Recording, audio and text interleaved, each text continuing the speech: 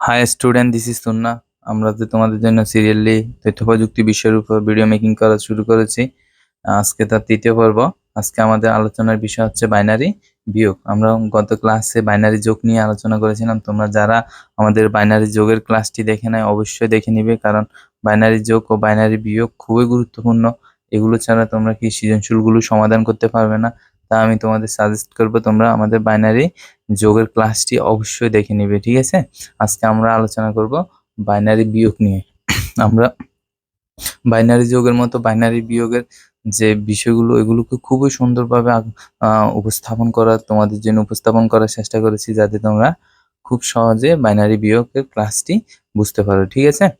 আচ্ছা, আমরা তোমাদেরকে ওই যে ছোট ছোট বেলায় যেভাবে শিখেছো প্রাইমারি অথবা হাই স্কুলে, ওইভাবে যাতে শিখতে পারো ক্লাসটি আজকেও একইভাবে উপস্থাপন করার চেষ্টা করব, যাতে খুব সহজে তোমরা পূর্বের মতো করে আজকেও বাইনারি বিয়োগের ক্লাসটি দেখে বাইনারি বিয়োগগুলো শিখতে পারো, ঠিক আছে?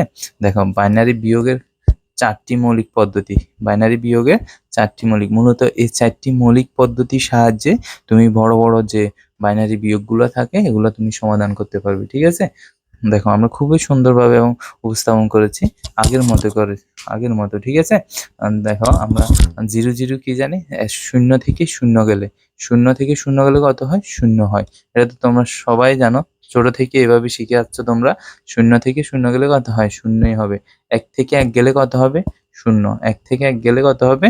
শূন্যই হবে, ঠিক আছে? দেখো, 1 উপরে 1 নিচে 0, উপরে 1 নিচে শূন্য আছে, তাহলে কি উপরের একটা বসে যাবে বিয়োগ করলে, উপরে একটা বসে যাবে, ঠিক আছে? তারপরটি হচ্ছে কি, দেখো, এইটার মধ্যে একটু কি পার্থক্য আছে। এটি হচ্ছে, দেখো, 0 থেকে 1, 0 থেকে কি 1 বিয়োগ যাবে? 0 থেকে 1 বিয়োগ যাবে না, অবশ্যই 0 থেকে 1 বিয়োগ যাবে না, ঠিক আছে? তাহলে যেহেতু আমরা বাইনারি বিয়োগ করছি, বাইনারি বিয়োগের ক্ষেত্রে কি 0 1 ব্যতীত আমি অন্য কোনো সংখ্যা ব্যবহার করতে পারবো না, ঠিক আছে? তাহলে কি, যখন 0 1 এর থেকে বেশি হয়ে যাবে তখন আমাকে কি বেশটি অবশ্যই বিয়োগ করতে হবে, অথবা যখন উপরের সংখ্যা থেকে নিচের সংখ্যা বিয়োগ যাবে না, উপরের সংখ্যা থেকে নিচের সংখ্যা বিয়োগ যায় না, তাহলে উপরের সংখ্যাকে আমরা কি যে আগে কত করে দিতাম? 10 করে দিতাম, ঠিক আছে? কিন্তু বাইনারি ক্ষেত্রে তো আর 10 নিয়ে আসা যাবে না। বাইনারি বেস যেহেতু 2, আমাকে কি নিয়ে আসতে হবে? 2 নিয়ে আসতে হবে। কত নিয়ে আসতে হবে আমাকে? 2 নিয়ে আসতে হবে, ঠিক আছে? তাহলে এই 0 কে আমরা এখন 2 ভাববো, 2 মনে করব, ঠিক আছে? তাহলে যদি 2 থেকে 1 চলে যায়, 2 থেকে যদি কি 1 চলে যায়, তাহলে আর কত থাকবে? 1 থাকবে। 2 থেকে 1 বিয়োগ করলে কত থাকবে? 1 থাকবে। 2 থেকে 1 বিয়োগ করলে 1 থাকবে। এই দেখো, 2 থেকে 1 বিয়োগ করলে 1 হয়। আর কি বেস যদি আমি একবার বিয়োগ করি, বেসটা কি আমি একবার নিয়ে এসেছি না? 0 এর পরিবর্তে যে আমি যে 2 নিয়ে এসেছি, তাহলে বেসটা যখন আমি একবার নিয়ে আসবো তখন ক্যারি থাকবে, অর্থাৎ ক্যারি বলতে কি, যে হাতে হাতে 1 থাকবে, ঠিক আছে? ক্যারি কত থাকবে? 1 থাকবে। তোমরা কি এই 4টি বিয়োগের যে মৌলিক পদ্ধতি এগুলো কি বুঝতে পেরেছো? এগুলোর সাহায্যে আমরা পরবর্তী বিয়োগের যে 4টি বিয়োগ, তোমাদের আজকে 3টি বিয়োগ দেওয়ার চেষ্টা করেছি। এই 3টির সাহায্যে তোমরা প্রত্যেক বড় বড় বিয়োগ যতগুলো তোমাদের বইয়ের মধ্যে আছে না, প্রত্যেকটা বিয়োগই তোমরা সমাধান করতে পারবে এই 3টি নিয়মের সাহায্যে, ঠিক আছে?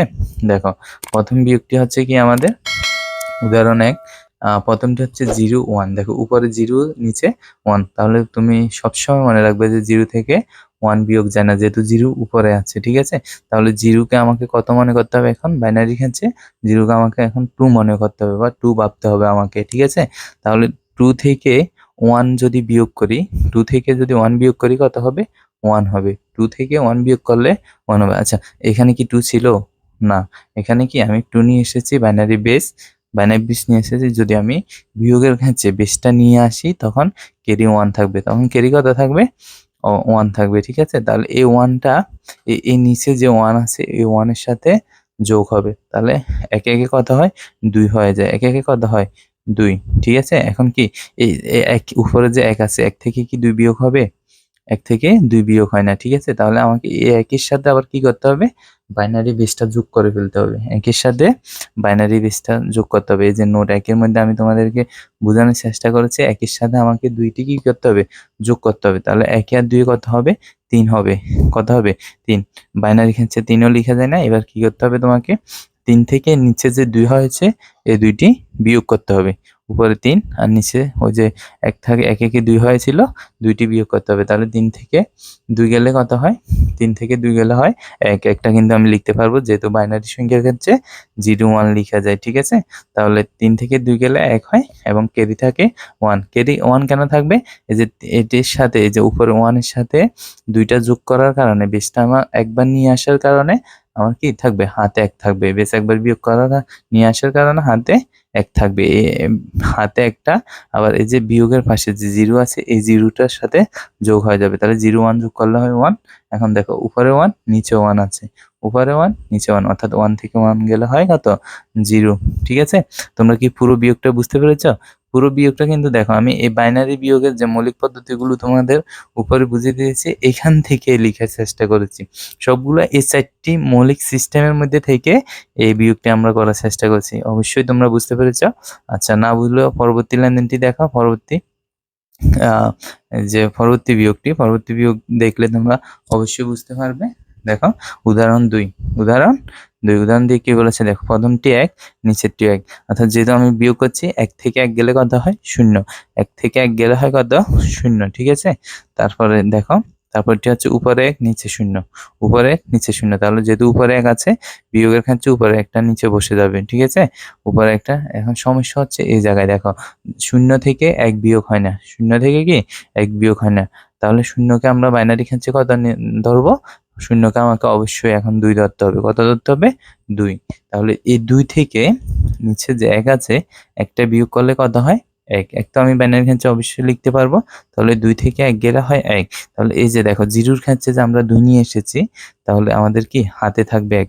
0-র ক্ষেত্রে যে আমরা 2 নিয়ে এসেছি, হাতে কত থাকবে? 1। এই 1টা আবার এই যে মাইনাসের পাশে আসে বসবে, অর্থাৎ 0 আর 1 যুক্ত হয়ে কত হয়ে যাবে? 1 হয়ে যাবে। 0 আর 1 যোগ হয়ে কত হবে? 1। অর্থাৎ 1 থেকে 1 গেলে 0 হবে। ঠিক আছে? 0 তুমি সামনে বসালেও পারবে, না বসালেও কোনো সমস্যা নাই। ঠিক আছে? আমরা তোমাদের বোঝানোর জন্য বসিয়েছি। তোমরা যদি না বসাও কোনো সমস্যা নেই, উত্তরটি হবে। ঠিক আছে? তো 2 নং উদাহরণটি কি তোমরা বুঝতে পেরেছ? আশা করি অবশ্যই বুঝতে পেরেছ। দেখো এখন উদাহরণ 3টি দেখো। উদাহরণ 3ও আমি তোমাদের জন্য খুবই সুন্দর এবং ওই 4টি মৌলিক সিস্টেমের মধ্যে থেকে লিখার চেষ্টা করেছি, যাতে তোমরা দেখলে এবং মনোযোগ সহকারে আমার কথাগুলো শুনলে তোমাদের বোঝা হয়ে যায়। ঠিক আছে? দেখো এটি হচ্ছে কি 0 1, উপরে 0 আছে, উপরে কত আছে? 0 আছে। তাহলে 0 থেকে কি 1 বিয়োগ যায়? না। তাহলে আমাকে বাইনারি ক্ষেত্রে 0কে কত ধরতে হবে? এখন 2 ধরতে হবে। 0কে কত নিতে হবে আমাকে? 2। 2 থেকে 1 বিয়োগ করলে কত হবে? 1 হবে। 2 থেকে 1 বিয়োগ করলে 1 হবে। ঠিক আছে? এবং এই যে এইখানে যে 2 নিয়ে এসেছি আমি, 2 নিয়ে আসার কারণ আমার কি ক্যারি থাকবে 1। ক্যারি কত থাকবে? 1 থাকবে। এই 1টা এই নিচের 1 এর সাথে এসে যোগ হয়ে যাবে। তাহলে একে একে কত হবে? 2 হয়ে যাবে। তাহলে দেখো, এখন 0 থেকে কি 2 বিয়োগ যায়? অবশ্যই না। তাহলে আমাকে 0-র ক্ষেত্রে আবার বেসটা নিয়ে আসতে হবে, অর্থাৎ উপরে এখন 2 আছে। উপরে কত? 2। 2 থেকে 2 গেলে নিচেও 2। তাহলে 2 থেকে 2 গেলে কত হয়? 0। 2 থেকে 2 গেলে কত হয়? 0। এবং ক্যারি থাকে কত? 1। এই 1টা আবার নিচের 1-এর সাথে আসে কি হবে? যোগ হবে। নিচের 1-এর সাথে এসে যোগ হয়ে যাবে, অর্থাৎ একে একে এখন নিচে 2 আছে। তাহলে উপরে হচ্ছে 1 আর নিচে হচ্ছে কি 2। তাহলে 1 থেকে কি 2 বিয়োগ হয়? অবশ্যই না। 1 থেকে 2 বিয়োগ হবে না। তাহলে আমাকে কি করতে হবে? এই উপরের 1-এর সাথে আবার বেসটা যোগ করে ফেলতে হবে। উপরের 1-এর সাথে বেসটা যোগ করতে হবে। তাহলে 1 আর 2 যোগ করলে কত হবে? 3। 1 আর 2 যোগ করলে এই যে এখানে আছে দেখো, 1 আর 2 যোগ করলে 3। এবার 3 থেকে নিচে যে 2 আছে, এই 2টা বিয়োগ করতে হবে। নিচে 2টা বিয়োগ করলে কত হবে? 3 থেকে 2 গেলে 1। 1 কিন্তু আমি এখন লিখতে পারবো এবং ক্যারি থাকবে। দেখো 3 থেকে 2 বিয়োগ করলে 1 হবে এবং ক্যারি থাকবে 1।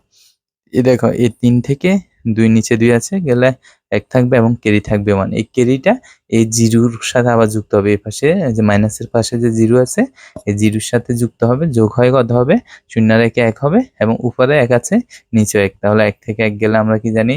0। তোমরা আমাদের, আশা করি যারা পুরো ভিডিওটি মনোযোগ দিয়ে দেখেছো, অবশ্যই তোমরা বুঝতে পেরেছো। আর যারা আমাদের চ্যানেলটি এখনো সাবস্ক্রাইব করোনি, অবশ্যই আমাদের চ্যানেলটি সাবস্ক্রাইব করে আমাদের পাশেই থাকবে। ধন্যবাদ সবাইকে।